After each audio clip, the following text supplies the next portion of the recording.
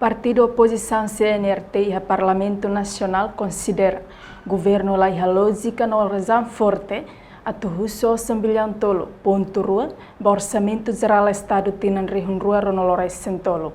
Presidente bancada CNRT patrocínio dos Reis Fernandes declara ida terça-feira semana liu-husini intervenção e a discussão plenária hoje batina rihun rua ronolores sentolo.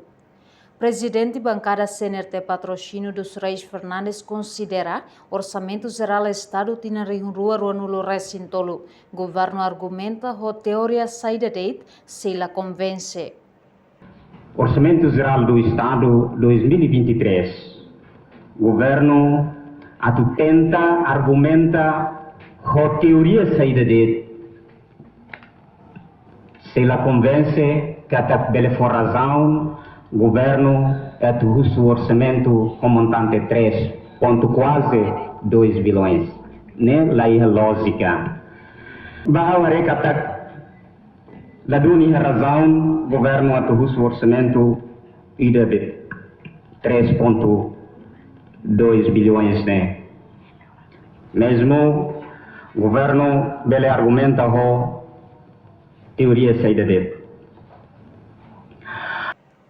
Oitavo Governo Constitucional e o primeiro-ministro Taur Matan Ruak, segunda-feira semana apresenta hoje rihun rua no recintolo ba Parlamento Nacional honia razão sira. No hahu segunda-feira Parlamento Nacional hahu ona discussão generalidade ba hoje rihun rua no recintolo.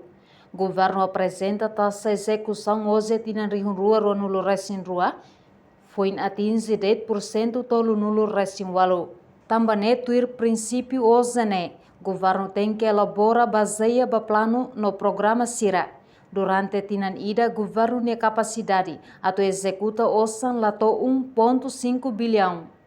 Satan hela det fulan 5 atau remata mandato governo tem que executa orçamento montante 3,2 bilhões dólar americano.